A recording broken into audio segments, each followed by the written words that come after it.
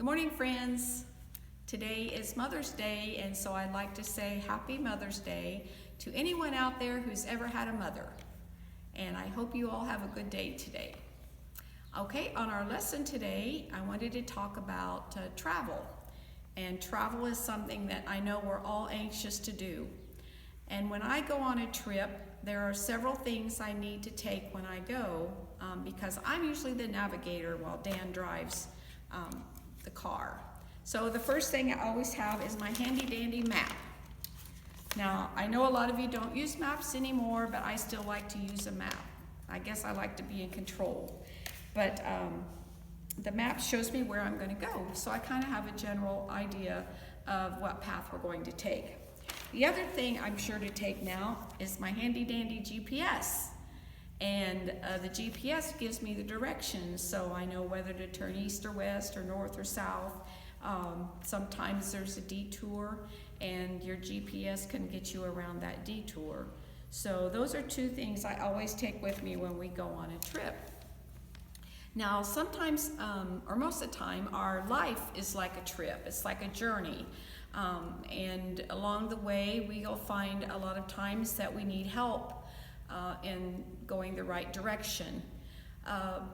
Sometimes we don't like to ask for help, but sometimes we really should listen for the help. Now, I do know some people who go by how they feel, what direction they're going to go, and they think, oh, well, this feels good, so I'm going to do it. Now, maybe it's wrong. Maybe jumping in the lake with your clothes on isn't such a good idea, but they said it feels good, so I'm going to do it.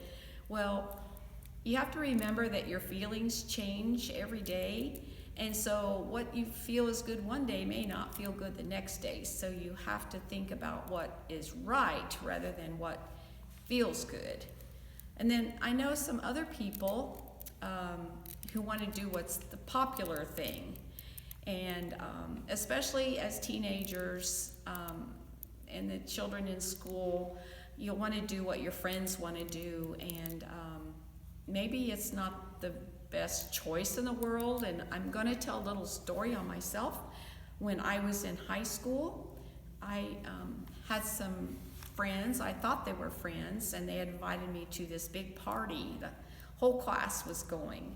And I was so excited, and I told my mother and dad, and they found out who it was, and they wouldn't let me go. And I must say that I was angry with them, and I pouted. I went to my room and closed my door, and I was really upset with my mother and dad. Well, it turns out the next morning on the headlines of the newspaper were the words that the party had been crashed. It had been busted because the police found out there was underage drinking and also drugs at the party. In fact, I probably shouldn't say this, but it said LSD, which was a drug back then, was there.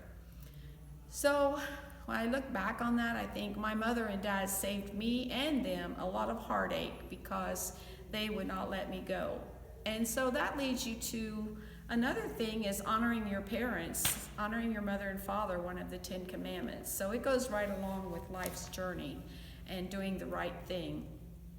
So you wonder how sometimes you can do the right thing. Well, I just like to tell you as I've grown older, and it's hard to understand when you're younger, but as you grow older, you realize that as long as you follow Jesus and do what his teachings teach us, that you will be doing the right thing and you will follow, you will go in the right direction, which our direction should be to go to heaven and be with God.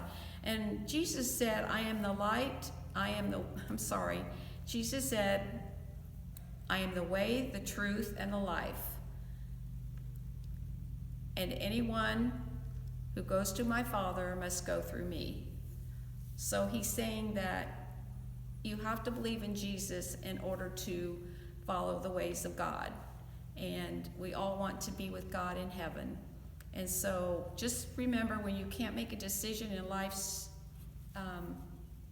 journey or trip, just pray about it and think about what is the right thing to do. Not what's most popular, what's most fun, just what's the right thing to do.